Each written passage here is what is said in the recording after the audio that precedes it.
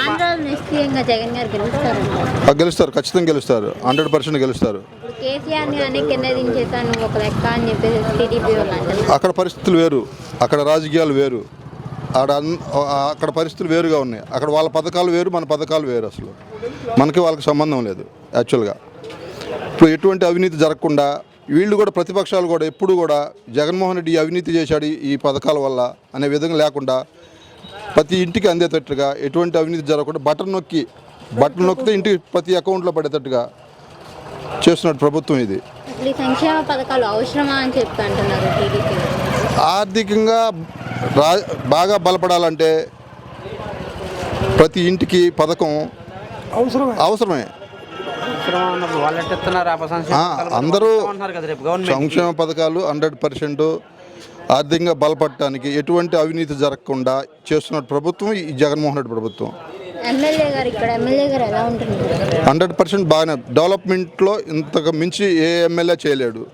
అన్ని విధాలా డెవలప్మెంట్ చేస్తూ ఉండు. గురజాల నియోజకవర్గంలో 100% బాగా చేస్తుండు. ఇప్పుడు మన కళ్ళకు కనపడతా ఉంది. మెడికల్ కాలేజ్ కావచ్చు, బైపాస్ రోడ్డు కావచ్చు, వాటర్ ప్రతి ఇంటికి ట్యాప్ కనెక్షన్స్ కావచ్చు, ప్రతి పల్లెల్లో సీసీ రోడ్స్ అన్ని గ్రాంట్స్ తీసుకొచ్చి ఇంత గొప్పగా చేస్తున్న ప్రభుత్వం జగన్మోహన్ రెడ్డి ప్రభుత్వం. దానికి కాసు మహేష్ రెడ్డి గారు ఇక్కడ 100% అన్ని విధాల అభివృద్ధి పదంలో గురజాలను నడుపుతున్నటువంటి వ్యక్తి మా ఎమ్మెల్యే కాసు మహేష్ రెడ్డి గారు. ఈసారి నేను గెలవనీయను, ఖచ్చితంగా నిన్ను ఇంటికి పంపించేస్తాను అని చెప్పేసి పవన్ కళ్యాణ్ గారు అంటున్నారు. పవన్కి ఏడ ఓట్లు ఉన్నాయేమో బాబు, అసలు ఆయనకి ఏడ ఓట్లు ఉన్నాయి, డిపాజిట్లే రావు. ఆయన సినీ యాక్టరు. పిల్లలు వస్తారు, యూత్ పిల్లలు వస్తారు, ఓట్లు అయితే వేయరు కానీ పిల్లలు అయితే యాక్టివ్గా వస్తారు. అది మాట వాస్తవం. అంతే తప్ప ముందు యాక్టింగ్ కూడా రాదు, వాడికి యాక్టింగ్ కూడా నేర్చుకోమని. వాడి రాజకీయాల తర్వాత ముందు యాక్టింగ్ నేర్చుకో. అతను సినీ గ్లామర్ ఉన్నమాట వాస్తవం. ఓట్లు అడగటానికి లేదు, యాక్టివ్గా వస్తారు అంతే తప్ప ఓట్లు మాత్రం ఆయన పడవు. బాబు వస్తేనే జాబ్ వస్తుంది అని చెప్పేసి టీడీపీని ఏడొచ్చింది, ఎన్నిసార్లు వచ్చాడు ఇంతకుముందు. జగన్మోహన్ రెడ్డి గారు వచ్చిన తర్వాత కొంతమంది సచివాలయ వ్యవస్థ ద్వారా మంచి ఎంప్లాయ్మెంట్ కల్పించాడు ప్రతి ఇంట్లో ఉండి.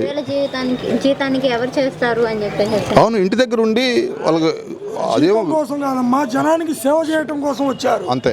ఆయన ఇచ్చే 5,000కి ఆశపడి రాలా, జగన్మోహన్ రెడ్డి ఇచ్చే 5,000కి ఆశపడి రాలా, జనానికి సేవ చేయాలని జనంలోకి వచ్చారు. వాలంటీర్లు రాజకీయ గొప్పతనం. అవును, ప్రతి వాళ్ళకి ఇంటికి తీసుకెళ్ళి ఇచ్చే విధానం కానీ, మన కరోనా జరిగే టైంలో కరోనా వ్యవస్థలో కానీ పెడుతున్నారు వాలంటీర్ వ్యవస్థ.